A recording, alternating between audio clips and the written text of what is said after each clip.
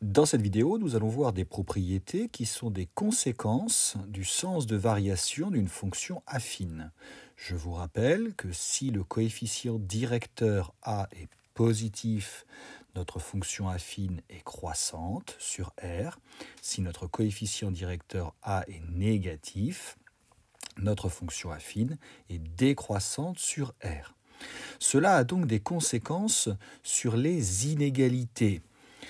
Par exemple, quand on a une inégalité du style 3 est plus petit que 5, eh bien si on ajoute par exemple la même quantité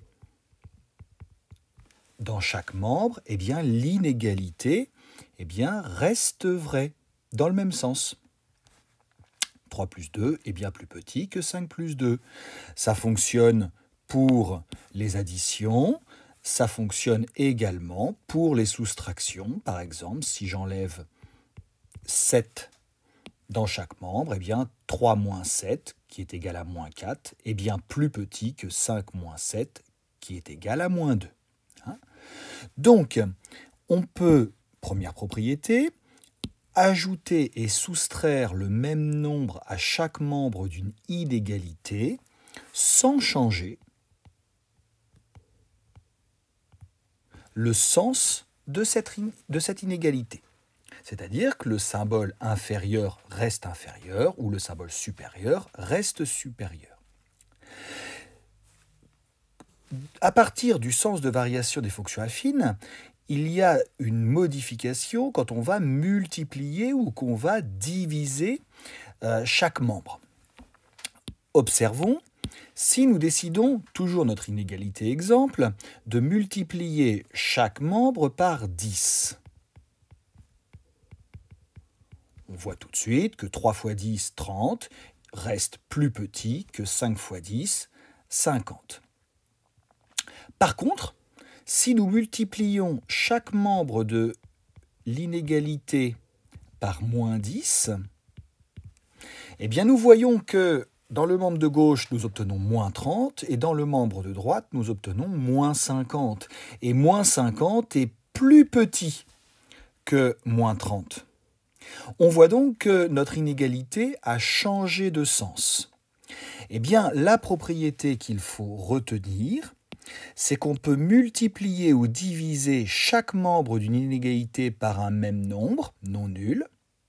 Si nous multiplions ou que nous divisions par un nombre positif, eh bien, nous n'allons pas changer le sens de l'inégalité, donc sans changer le sens de l'inégalité.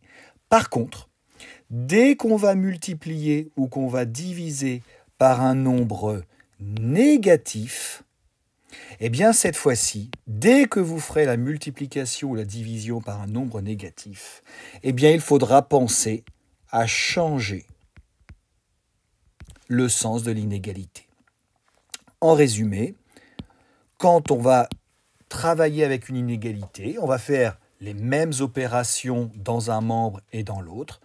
Dans beaucoup de cas, dans la majorité des cas, on ne changera pas le sens de l'inégalité, sauf dans l'unique cas où on va multiplier ou diviser chacun des membres par un nombre négatif. Et dans ce cas, il faudra penser à changer le sens de notre inégalité.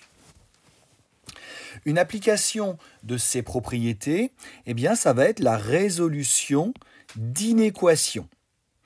Je vous rappelle qu'une équation, c'est une égalité où il y a une quantité qui est inconnue. Et évidemment, on cherche à résoudre cette équation, c'est-à-dire à chercher quelle est la valeur à donner à cet inconnu pour que l'égalité soit vraie. Eh bien, une inéquation, c'est une inégalité dans laquelle on a une inconnue. Et résoudre l'inéquation, eh bien, on va chercher pour quelle valeur de x, eh bien, l'inégalité est vraie. La méthode pour résoudre une inéquation, ça va être la même que pour résoudre une équation, c'est-à-dire qu'on va utiliser exactement le même principe, on va essayer d'isoler l'inconnu, on va faire les mêmes opérations dans le membre de gauche ou dans le membre de droite, pardon. Par contre, on va penser à utiliser notre propriété. Attention, si on multiplie ou qu'on divise par un nombre négatif, il faudra penser à changer le sens de notre inégalité. Sur notre inéquation, exemple, on voit tout de suite que si on veut avoir les nombres inconnus à gauche, le plus 5 est mal placé. Donc, nous allons faire moins 5 dans le membre de gauche. Mais si je fais moins 5 dans le membre de gauche, je fais évidemment moins 5 dans le membre de droite.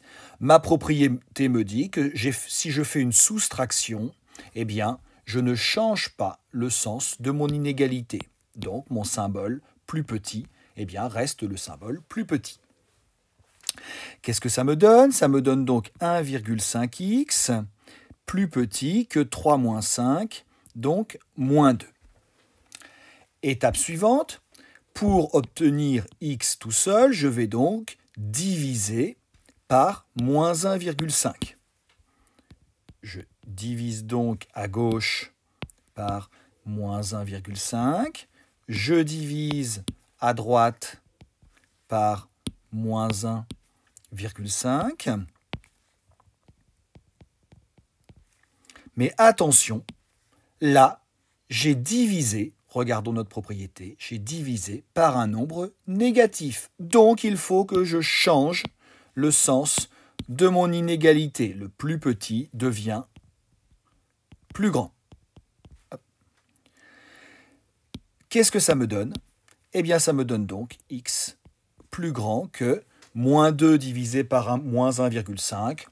On peut simplifier évidemment cette écriture, par exemple, en 4 tiers. Ça veut donc dire que les solutions de l'inéquation, eh bien, sont tous les nombres strictement supérieurs à 4 tiers. C'est-à-dire, si je les représente sur une droite graduée, je vais avoir 4 tiers. Je vais prendre mes solutions, ça va être tous les nombres qui vont être supérieurs à 4 tiers. Évidemment, s'ils sont supérieurs, eh bien, je ne vais pas prendre les nombres qui vont être plus petits. Et ensuite se pose la question, a-t-on le droit de prendre le 4 tiers? Ben non, c'est strictement supérieur à 4 tiers, ce n'est pas supérieur ou égal. Donc je mets bien un crochet du côté qui regarde le côté interdit. On peut représenter donc les solutions sous forme d'une droite graduée, sur une droite graduée. On peut aussi évidemment les représenter sous la forme d'un intervalle. Et l'intervalle ici, comme on a appris à le faire, c'est donc l'intervalle 4 tiers exclu plus l'infini.